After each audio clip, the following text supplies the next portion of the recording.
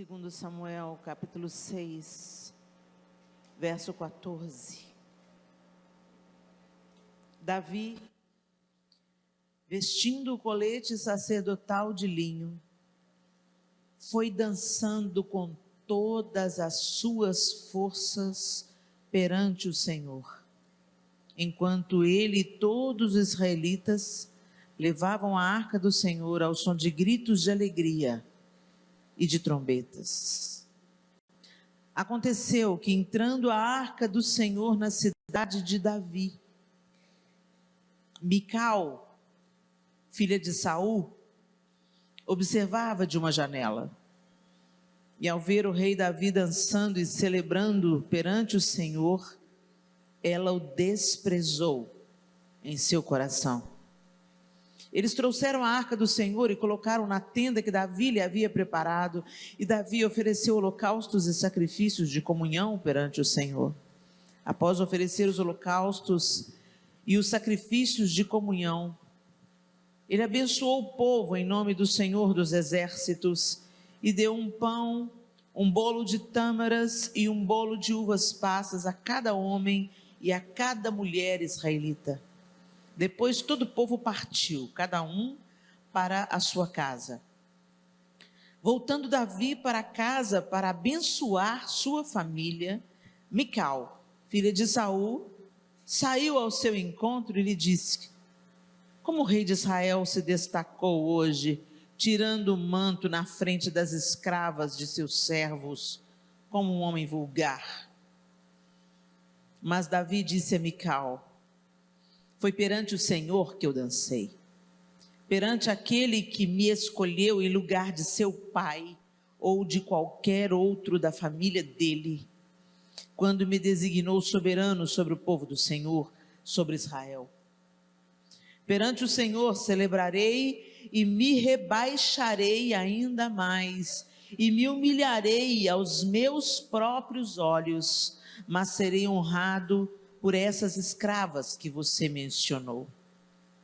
E até o dia de sua morte, Mical, filha de Saul, jamais teve filhos.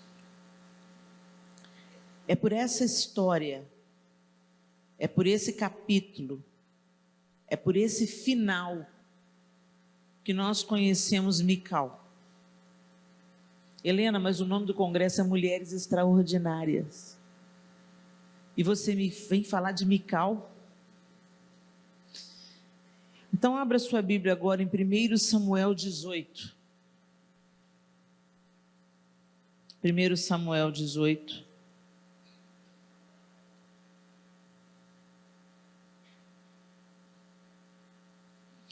E nós vamos ler a partir do verso 20.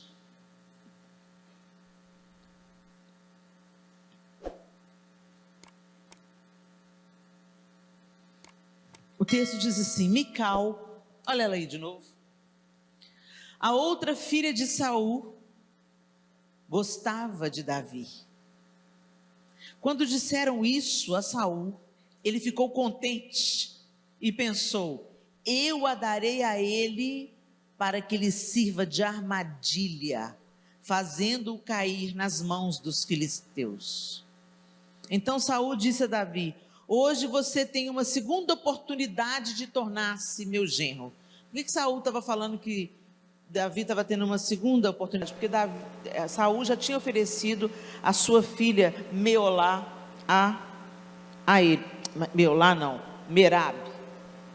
Tinha oferecido Merabe a ele, sua filha mais velha, e a outro marido. Quando estava para Davi, falou assim: não, quem sou eu? Eu não sou digno de me tornar genro do rei, né? E quando chegou a esse casamento aqui, teria sido por aquilo que Davi fez. Davi matou Golias. Vocês se lembram que quando Davi chega no campo de batalha, o que é que o rei vai fazer a quem matar esse circunciso? Não vai dar a sua esposa e vai isentar a casa de seu pai. Vocês lembram dessa história? Pois é, essa esposa era Merabe, né? E Davi não se casou com ela, porque quando foi chegando o tempo de Saul entregar em casamento, entregou a outro homem, Adriel. Mas ficou sabendo que a mais nova gostava. Então, quem que era a mais nova, gente? E ela gostava de Davi. E Saul falou assim, eu vou dar a ela porque ela vai ser uma armadilha para ele.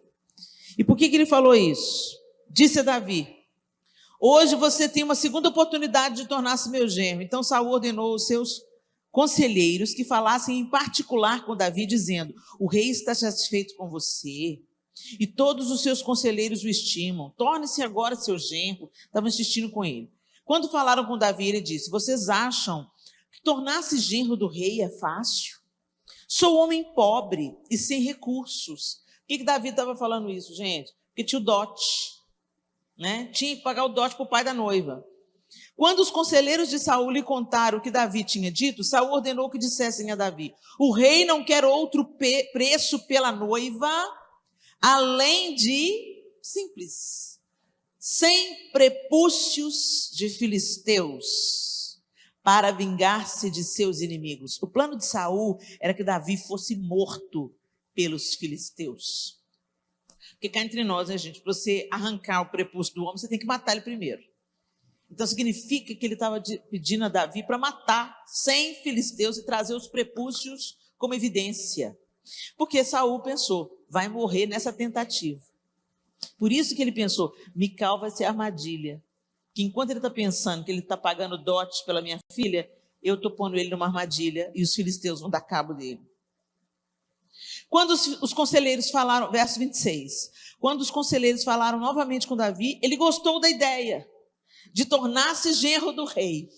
Por isso, antes de terminar o prazo estipulado, Davi e seus soldados saíram e mataram 200 filisteus. Ele trouxe os prepúcios e apresentou-os ao rei para que se tornasse seu genro. Então Saul lhe deu em casamento sua filha Mical. Não tinha o que fazer. Ele não deu 100, ele deu 200, deu o dobro. Quando Saul viu claramente que o Senhor estava com Davi e que sua filha Mical o amava, temeu-o ainda mais e continuou seu inimigo pelo resto da vida. Agora vira a página aí e vai para o capítulo 19 e nós vamos ler a partir do verso 8. E houve guerra outra vez, e Davi foi lutar contra os filisteus. Ele lhes impôs uma grande derrota, por isso fugiram de Davi. Mas um espírito maligno, mandado pelo Senhor, apoderou-se de Saul, quando ele estava sentado em sua casa, com sua lança na mão. Enquanto Davi estava tocando harpa, Saul tentou encravá-lo na parede com sua lança, mas Davi desviou-se e a lança encravou na parede e Davi conseguiu escapar. Naquela mesma noite, Saul enviou alguns homens à casa de Davi para vigiá-lo e matá-lo de manhã. Mas Mical, a mulher de Davi, o alertou: se você não fugir esta noite para salvar sua vida, amanhã estará morto. Então Mical o fez descer por uma janela e ele fugiu. Depois Mical pegou um ídolo do clã e o deitou na cama, pôs uma almofada de pelos de cabra na cabeceira e o cobriu com um manto. Quando chegaram os homens que Saul tinha enviado para prender Davi, Mical disse: ele está doente.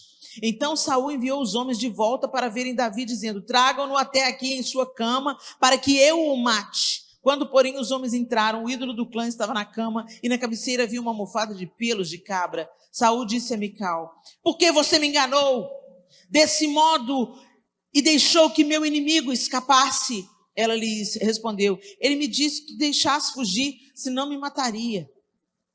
Depois que fugiu, Davi foi falar com Samuel em Ramá, e o texto e a história continua. Olha que interessante, né? Tantas outras coisas aconteceram com Mical nesse antes dela se tornar esposa,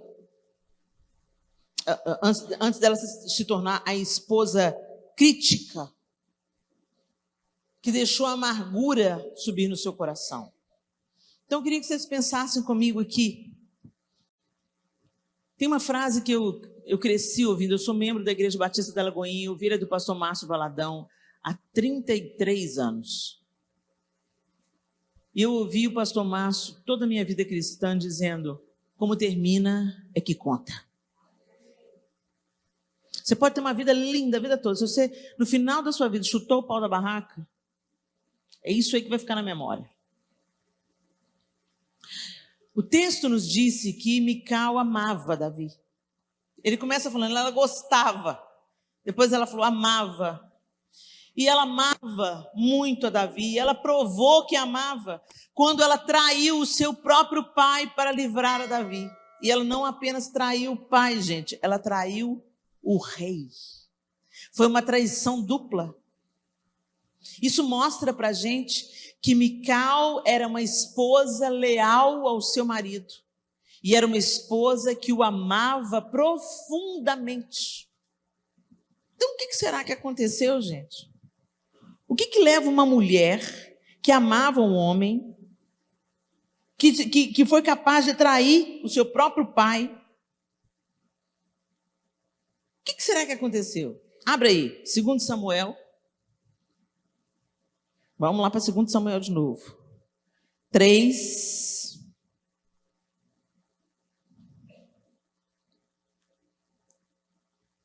Verso 13. Vamos pegar do 12. Então Abner enviou mensageiros a Davi com essa promessa: a quem pertence essa terra, faz um acordo comigo e eu te darei a conseguir apoio de todo Israel. Aqui Davi já estava prestes a se tornar rei de Israel, ok? Está bem, disse Davi, farei um acordo com você, mas com uma condição: não compareça à minha presença quando vier me ver, sem trazer-me Mical, filha de Saul. E Davi enviou mensageiros a Isbosete, filho de Saul, exigindo. Saul já tinha morrido aqui, Isbosete estava no trono, e Davi estava fazendo um acordo para Davi, definitivamente, que reinava em Judá, já assumir o trono em Israel, e tornar-se rei de todo Israel, ok? Entregue-me minha mulher Mical, com quem me casei pelo preço de 100 prepúcios de filisteus. Diante disso, Isbosete mandou que atirassem do seu marido, Paltiel, filho de Laís. Mas Paltiel foi atrás dela e a seguiu chorando até Baurim. Então Abner ordenou-lhe que voltasse para casa. E ele voltou. Presta atenção. Olha o filme comigo. Mical amava Davi. O pai estava doido de ódio. Mical amava Davi. Aí dá Mical como esposa. Para Davi casar com Mical, ele vai lá e não conquista só 100 prepúcios, 200. Ele queria essa mulher, hein? Foi lá, se casou com ela, morava com ela. Quando Davi pirou de vez e queria matá-lo. Aí o que ela fez? Saul pirou de vez e queria matar Davi. Aí o que ela fez? Desce. Gente, desculpa que eu estou trocando os nomes de vez em quando, tá? Meu marido me ajuda, graças a Deus. Aí ela desce Davi pela janela, dá fuga para Davi e distrai o pai dela. Ganha tempo para Davi vazar. Qual que vocês acham que era a expectativa de Mical? Pensa que era com você o caso. Ele vai se ajeitar, vai se organizar e vem me buscar. É ou não é? Você teria essa expectativa? É meu marido, eu sou mulher dele. Eu tô dando fuga para ele, eu contei para ele o que meu pai estava aprontando, eu traí meu pai por causa dele, que não é só meu pai, é o rei de Israel. Dupla traição. E ela está ganhando tempo aqui. Não, ele falou assim que ele me mataria se eu contasse. Tipo, se mulher não conta muito, né? Então, nesse tempo, ele sai, então, e ele aqui começa como errante. Ele começa a andar, ele reúne os seus valentes, ele se esconde de Saul, ok? E nesse tempo, se vocês lerem a Bíblia, vocês vão lembrar de Abigail, né? Foi lá, catou a mulher de Nabal, que Deus matou. levou ela para ele, bonitona, cheirosa, né? Ainoã de Jezreel, né? Davi mandou buscar Mical, gente. Arrumou outras esposas para satisfazer as necessidades dele, de um homem sozinho. A esposa dele ele mandou buscar. Ela já tinha dado provas que era leal a ele. Nesse meio tempo, ele arrumou jeito de conversar com o irmão dela. Então, significa que ele podia ter falado: ô Jonathan, seguinte, nós vamos arrumar um plano aí para você trazer Mical para mim. Sai para passear com ela e deixa minha mulher comigo. Foi isso que ele fez, gente. Aí o que Saul fez? Não sei por que cargas d'água, ou não me lembro, deu Mical em casamento para outro homem. Mas esse homem tem uma característica. Quando Davi, então, já casado com outras mulheres, pai de outros filhos, vai tomar o trono de Israel, o que ele quer? Mical. Será que era por amor? Vocês acham que era por amor? Era por quê? É minha, eu paguei por ela, sem prepúcios. Ele faz questão de dizer no texto: eu quero ela comigo, no meu harém. Ela tinha sido dada como esposa a outro homem. E eu fico imaginando como que Mical se sentiu nesse meio tempo. A expectativa de Mical. Gente, desculpa, é impossível como mulher eu não me colocar no lugar dela e ficar imaginando a expectativa. Ele vem, hoje ele vem. Não, amanhã ele vem me buscar. Anos se passaram. Dias se tornaram semanas, meses e anos. E ela foi dada como esposa a outro homem. Eu não sei quem que era esse Paltiel, não sei como era o casamento deles, mas esse cara amava Mical. Porque um homem, na época em que a mulher valia pouco mais que um camelo, não vem pranteando atrás dela, porque ele a amava. A gente não sabe quantos anos eles tinham de casamento. A gente não sabe se Paltiel ficou meses com ela ou ficou anos com ela. O fato é que Paltiel era apegado a ela, amava. Eu fico imaginando um homem que ama uma mulher ferida. Ele é um remédio. Não é? Eu fico pensando a consolação. Talvez ela ficou tão entristecida, tão amargurada, tão esquecida. E mais uma vez ela foi manobra na mão de outro homem, o próprio pai dela. Ah, quer saber? Eu vou me vingar de Davi. Eu vou dar a mulher dele para outro cara. Bem a cara de Saul fazer isso. Mas o fato é que Paltiel amava Mical. E um homem que ama uma mulher, ele pode se tornar um instrumento poderoso de cura em um coração ferido. Ela podia estar sendo restaurada, ela podia estar sendo curada da sua dor, do seu abandono, da manipulação e do abuso de seu pai. E quando talvez ela estivesse se estabelecendo lá com Davi, com Paltiel, aí vem Davi reivindicar a mulher que era dele. E aí então a gente viu o capítulo que a gente começou a ler.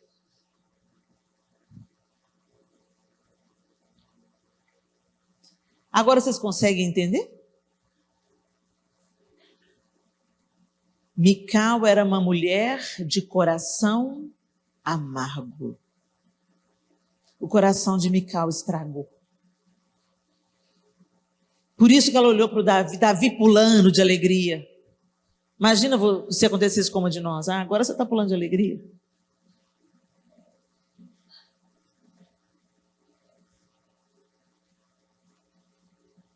O problema de Mical. Ela tinha tudo para ter terminado como uma mulher extraordinária. Uma mulher que foi fiel ao seu marido, uma mulher que se colocou na posição de dar uma oportunidade para o seu marido ser livre da morte. Ela salvou a vida de Davi. Ela se colocou entre o pai, o próprio pai, para o marido não ser morto. Ela trai o rei de Israel. Ela começou bem, gente? Ela começou bem. Mas Mical deixou a amargura controlar o seu coração. Todas nós podemos passar por essa situação. Situação de abandono, de abuso, de figuras de autoridade nos ferirem, de quem deveria nos proteger e nos cuidar, nos esquecer, nos abandonar. Todas nós, em diferentes níveis, seja no casamento ou em outros tipos de relacionamento, na amizade, no trabalho, no ministério, nós podemos passar por situações semelhantes. Pessoas que você investiu, pessoas que você deu a vida, pessoas que você se entregou, pessoas que você discipulou, pessoas que às vezes você tirou coisa da sua boca para dar para ela. Aí vem uma facada. Quem nunca? A questão é, o que as amarguras da vida estão fazendo com a gente? O que as decepções, as feridas, os abusos, o que você não pode evitar? Eu tenho certeza que Mical, quando casou com Davi, não tinha ideia do que ia acontecer com ela. Acho que ela imaginou, como toda mulher, né? Puxa, eu vou casar com um homem de Deus, com um valentão, não tem pra ninguém, com Davi entra no jogo. Ai, ele é meu herói, ele é lindo, ele venceu o gigante. Então, a nossa cara, né, gente? A gente é tão romântica. Ai, a gente idealiza. Sou mulher de Davi. Ele matou 100 filisteus? Não, matou 200, querida. Eu valho o dobro do que meu pai pediu. Os sonhos, as expectativas viraram pó. E isso pode acontecer com qualquer uma de nós, gente. Qualquer uma de nós pode passar por uma situação semelhante. Ou por uma situação que a gente pode fazer um paralelo com a história de Mical. Ela foi vítima. Mas o problema é o vitimismo. Não é ser vítima. É o que a gente vai fazer com isso. O que a gente vai fazer com a decepção? O que a gente vai fazer com a frustração de um sonho? O que a gente vai fazer quando a gente idealiza uma coisa e sai completamente diferente, quando os tiros saem pela culatra, quando tudo fracassa ao redor? O que vamos fazer com isso? Quando tudo que você sonhou para os seus filhos não dá certo? Quando o que você idealizou para o seu casamento está desandando? Quando você é traída pelas pessoas dentro do ministério? Quando quem deveria te proteger te abusou? O que você vai fazer com isso? Não ressinta. Não deixa isso azedar o seu coração. E a escolha é sua. A escolha é sua. Ah, Helena, é fácil para você falar. Não, não é fácil, não. Eu fui molestada sexualmente dos 3 aos 11 anos de idade por alguém da família, muito próximo. Então eu sei do que eu estou falando, querida. Se você deixar, uma situação pode te destruir. Eu entrei no casamento sem conseguir me entregar para o meu marido. Por causa das lembranças que eu trazia na minha mente da minha infância. Eu era praticamente um bebê. Estou machucada? Não, não estou machucada, porque Jesus me curou. E por que Jesus me curou? Porque eu me acheguei a Ele. E porque eu cheguei com a minha amargura. E o dia que Ele falou assim, perdoa o seu abusador, como é que é? Hein? O senhor está enganado. Eu não tenho que perdoar ninguém não, Senhor. O senhor vai lá e pega ele, frita ele e faz pirê. A gente quer vingança. Mas Jesus falou assim, não, eu quero salvar ele, quero resgatar ele também. Não é para isso que você precisa te curar, você precisa liberar perdão. O perdão é remédio para a sua alma primeiro. Depois vai reverberar na vida dele, mas primeiro, a primeira a se beneficiar com o perdão é você. Gente, Jesus não manda a gente perdoar para a gente ser judiada, não, para a gente ser, ai, é um duplo abuso, Senhor. Eu que fui molestado e ainda tenho que perdoar. É para o seu bem, querido. Sabe, é igual remédio amargo. Sabe aquele remédio que sua avó te dava, que você fazia 1000 caretas, você falava, não, esse não. Mas era esse que te sarava? Pois é o perdão. Quando a gente olha para o perdão com a cabeça do século XXI, a gente fala assim, não tem perdão. Perdão escambau, vai te catar, perdão. Eu te perdoo, nunca mais passa na minha frente. Eu quero que você morra com a boca cheia de formiga. Ou então a pessoa fala assim, não, eu perdoei, eu só não quero ver a cara nunca mais. Gente, isso não é perdão. Perdão também não é fácil, ninguém aqui está falando que é, né? Perdão muitas vezes começa com uma decisão, não com sentimento. Mais uma vez, eu repito o que eu disse na primeira parte. Se nós formos controladas pelos nossos sentimentos, a gente chuta o balde para lá, a gente abandona os meninos, a gente abandona o casamento, a gente vai viver a vida louca. Mas depois a conta chega. Então, não seja refém dos seus sentimentos, não. O salmista fala: por que estás abatido, a minha alma? Por que te perturbas dentro em mim? Espere em Deus, pois ainda o louvarei. Ele está dando uma ordem para a alma. A alma não leva a gente para bom caminho, não, gente. A alma é da vingança. A alma é da... Entendeu? A alma é difícil.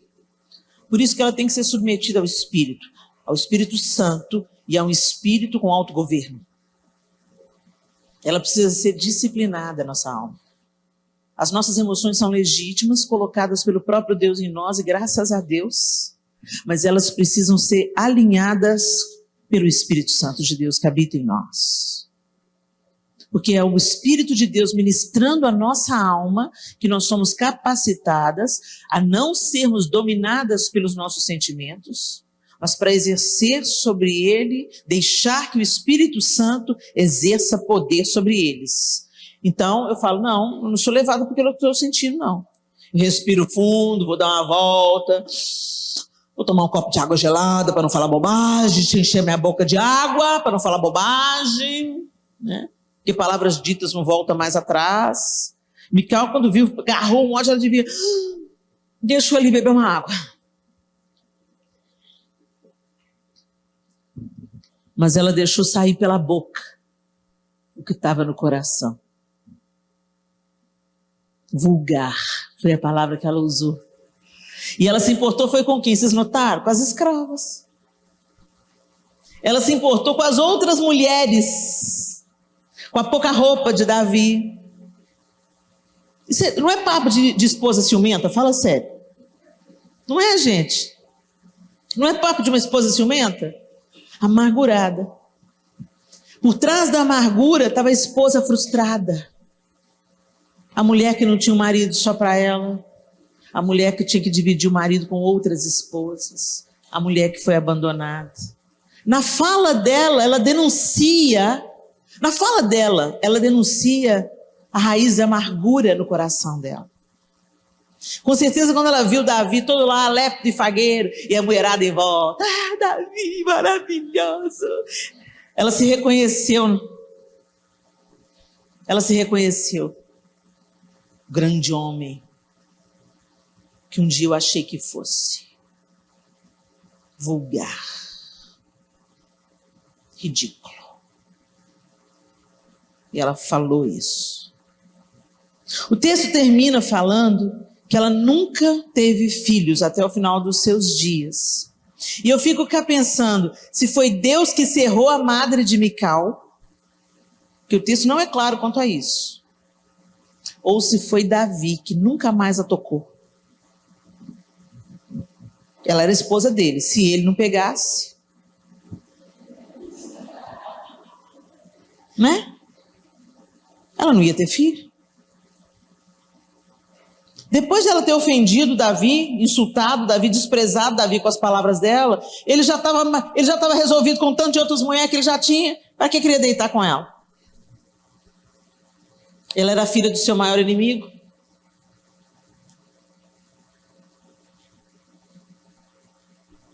Eu fico cá pensando, e estou dividindo com você os meus pensamentos. O texto não diz, pode ter sido Deus cerrando a madre dela, pode ter sido Deus. Porque ela ousou falar contra um homem segundo o coração de Deus. Davi era humano, falível, e a Bíblia não põe pano quente no caráter e nos desvios de Davi. O Senhor está deixando tudo aqui bem claro. O que fazia de Davi ser um homem segundo o seu coração, certamente não é que ele era infalível, porque os pecados de Davi estão todos aqui, patentes. O que fazia de Davi ser um homem segundo o coração de Deus é que Davi imediatamente se arrependia dos seus pecados. Quando ele pisava na bola e a ficha caía, Tem misericórdia, Deus, tem misericórdia de mim. Eu pequei contra o Senhor e fiz o que é mal perante os seus olhos. E ele era sincero no arrependimento dele. Diferente de Saul, que sempre empurrava para alguém. Eu não matei todo mundo, não matei os bezerros, poupei os animais para oferecer sacrifícios ao teu Deus, Samuel. Nem chamava o Deus de Deus dele, falava que era o Deus de Samuel. Ele falava, fala para o povo que eu sou bom. Ele queria ser honrado diante do povo. Saul queria ser bem visto pelo povo. Saul não se arrependia dos seus pecados. Por isso Deus o rejeitou. Davi era o contraponto de Saul, porque Davi, quando ele pisa na bola, ele se arrepende. E ele se humilha diante de Deus, e ele fala. E, gente, a Bíblia conta, teve o problema com Betseba, teve o problema, depois, como se não bastasse ter adulterado com Betseba, ele manda matar o marido dela. E a culpa aqui foi de Davi, porque Deus acertou conta, foi com Davi, e chamou Betseba de cordeirinha. Que realmente era o que ela deve ter sido, cordeirinha. Mulher não tinha voz, não. O rei chamou, deita aí, cala a boca. Mulher não tinha voz. Quem era Betseba para falar, não, vou me deitar com você, não. Quem estava no poder de autoridade era Davi.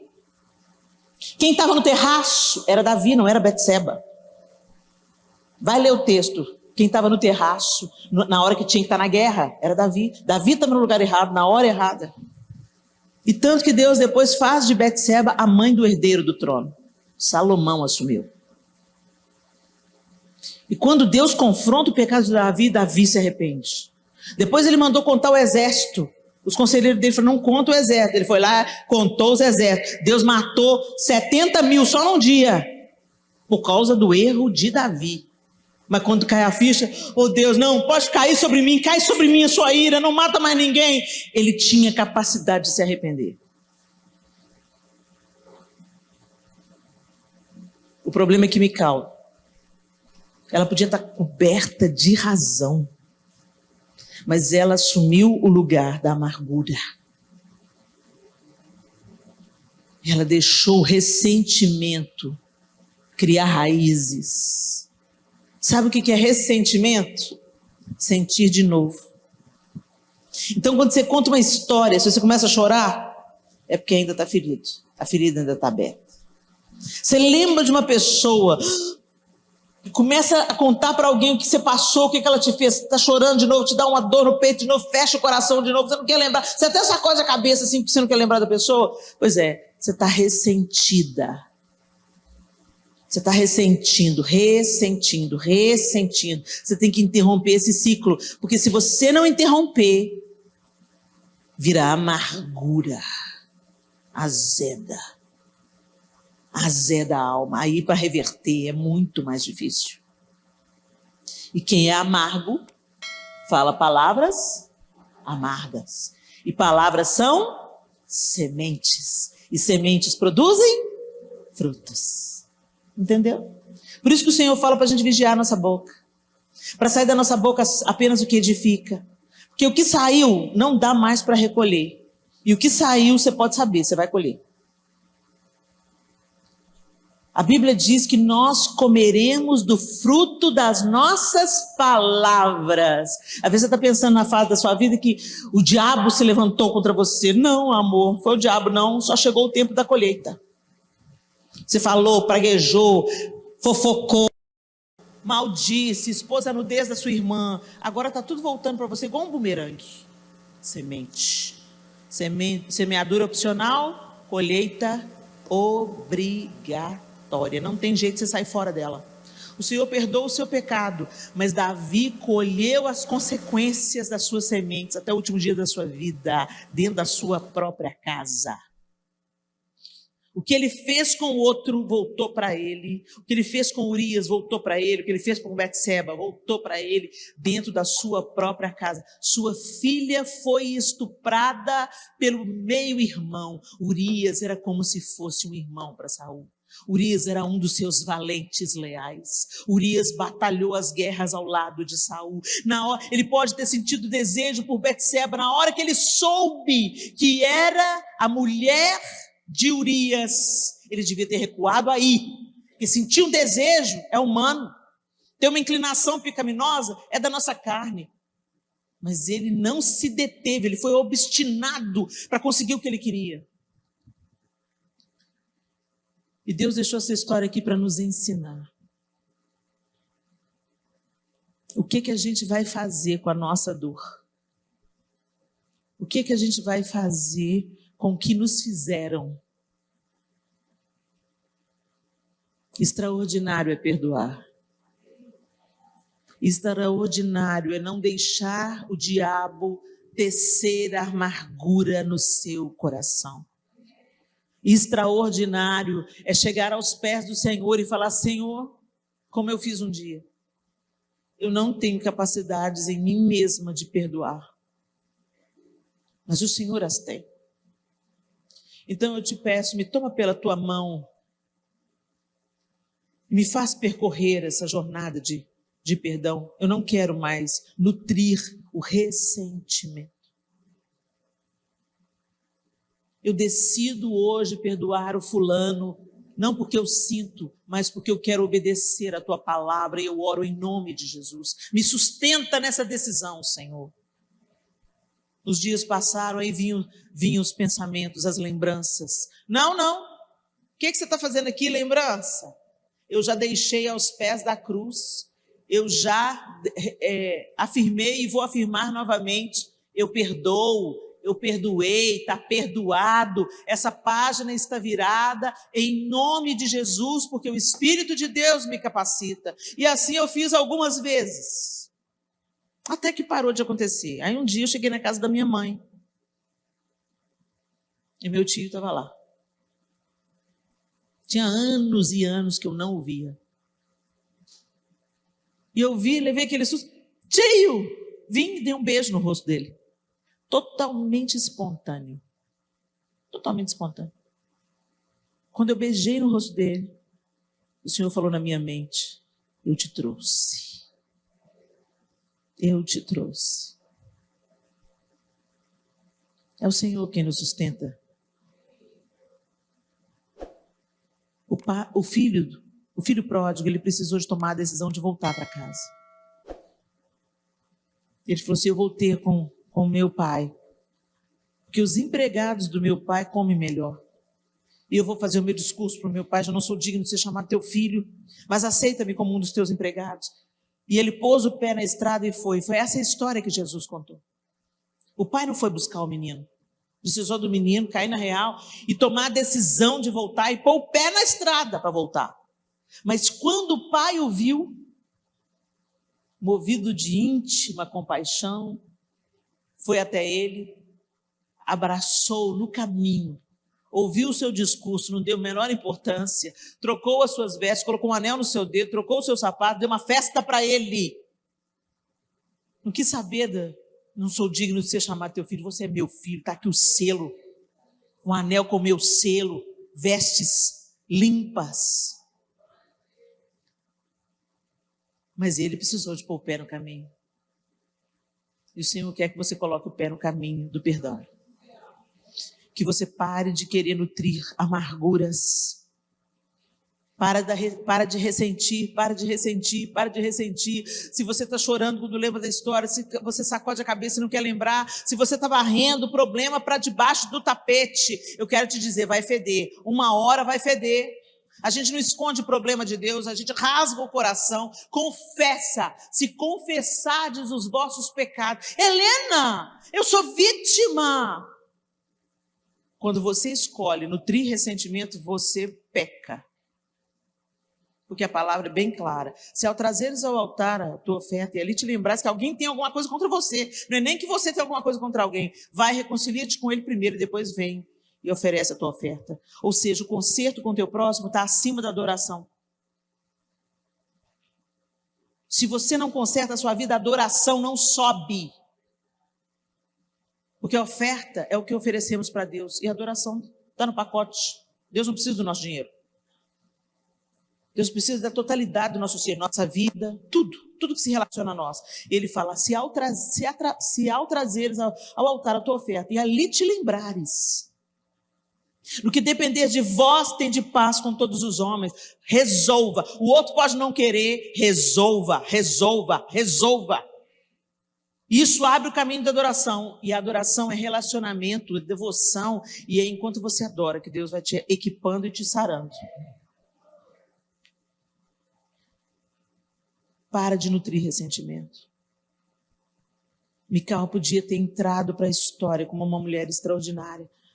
Mas ela só é lembrada. Tem outros textos que citam a história dela. Mas Mical não é lembrada como aquela que salvou a vida de Davi. Mical é lembrada como aquela que foi movida pela amargura.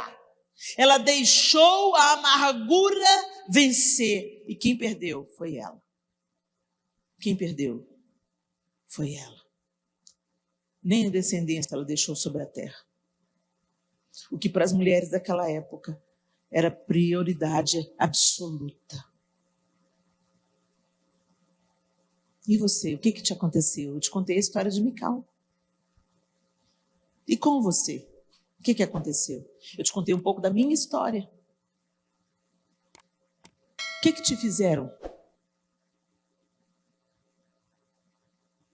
Você não gosta nem de lembrar? Você está sacudindo a cabeça assim para não lembrar? Está ressentindo? Não, Helena, eu já perdoei, mas eu não quero ver mais. O perdão dado não significa que você tem que se colocar no lugar de ser abusado novamente. Não é isso que eu estou falando aqui. Você não tem que se colocar no lugar de ser abusado novamente. Mas você não tem problema, se for preciso, de encontrar com a pessoa, de conversar com a pessoa. Se precisar de desenvolver um trabalho com a pessoa, você pode fazer isso. Sabe por quê? Porque é cicatriz e não ferida. A cicatriz faz a gente lembrar, mas não sentir mais dor. Se você tem uma cicatriz e ela está doendo, tem que procurar um médico para reparar isso aí. Alguma coisa não curou completamente. A cicatriz tem essa característica, ela marca, você não se esquece. A gente não é como Deus. O nosso perdão não tira a nossa memória. A gente não fica com amnésia depois que perdoa. Mas não dói mais. A característica do perdão liberado é que não dói mais. Você lembra, e é igual a cicatriz. Você olha, você sabe como é que doeu na época, você sabe a marca que deixou, mas você esfrega assim, ó, e não dói mais. Você conta para as pessoas, aqui, ó, eu cortei um facão, passou, quase que eu perdi o braço e tal. Não dói mais. E não te dói falar daquilo. Às vezes você conta até como uma resiliência, uma volta por cima. Eu venci. Eu tive o livramento do Senhor. E é isso que Ele quer fazer com as nossas emoções, com os nossos relacionamentos. Porque não dá para você experimentar o extraordinário se você está preso ao que aconteceu no seu passado. Feche os seus olhos. É o período final desse dia bendito. Deus nos falou tanto, desde a primeira reunião. E às vezes você ouviu isso aqui e você pensa assim, não, Helena, eu já perdoei, está tudo bem. Faz essa checagem novamente. Você tem alguém que você não tolera ver. Se tem alguém na sua vida que, se aparecer, você vai atravessar a rua para o outro lado, que você não tolera olhar na cara. Ainda tem algo que o Senhor quer fazer com você. Tem mais uma porção que o Senhor quer derramar sobre você, para você ser completamente livre. Inclusive, quando você se tornar livre de uma pessoa muito difícil, a tendência é o Senhor tirar essa pessoa da sua vida. Ela vai para longe, ela não te incomoda mais. O próprio Senhor se encarrega disso, de te poupar. Mas você tem que estar livre. Você tem que estar livre diante de Deus. Então faça a sua oração, Senhor, som do meu coração. Que o Teu Espírito Santo me sonde agora. Tem em mim, Senhor, alguma amargura, alguma coisa velada, escondida. diabo quer que a gente fique na escuridão, para a gente não desfrutar de tudo que a gente pode ter acesso em Deus. Palavras foram malditas, questões mal resolvidas, às vezes a mãe e o pai muito duros, muito severos.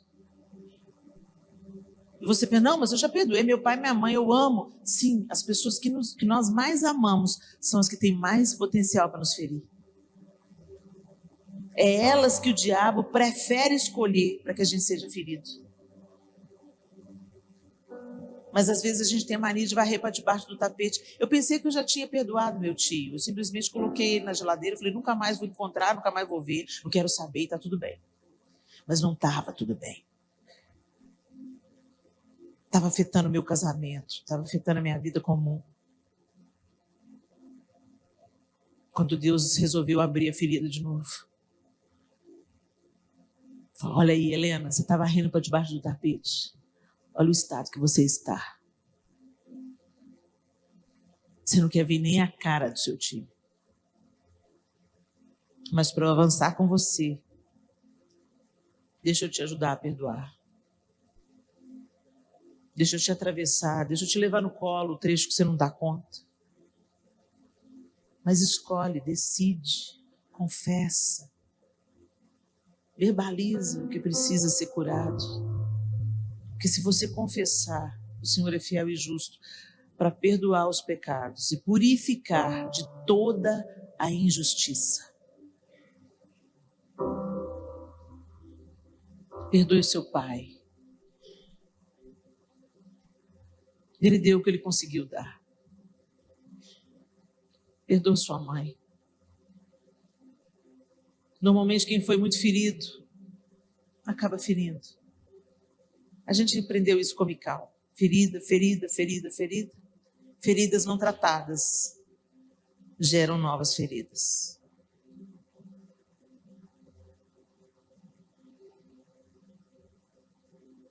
Sopra o Espírito de Deus nesse lugar.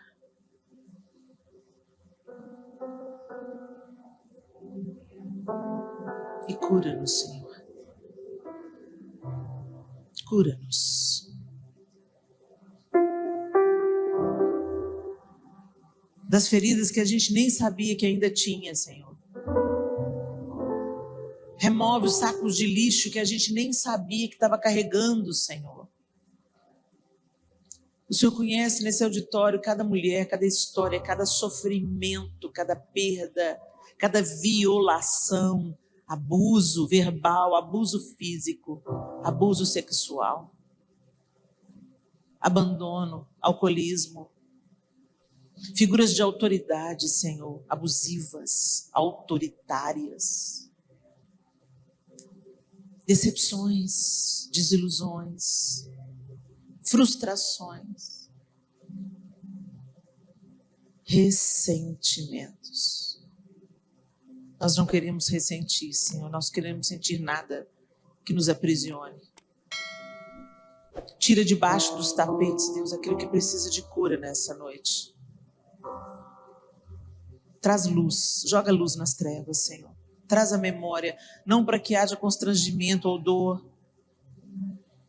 mas para que o ressentimento cesse.